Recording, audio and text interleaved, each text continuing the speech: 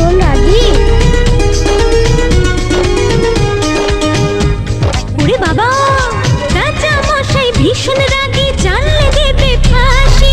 কেউ দেখেনি রাজার মুখে কোনোদিনই হাসি।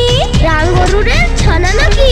কেমন করে রাজার কুমার বলবে ডেকে তাকে, রাজা মশাই ভালোবাসি আমি তোমার মেয়েকে।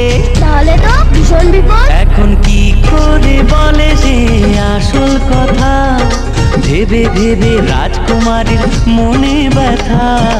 এক যে ছিল রাজার কুমার।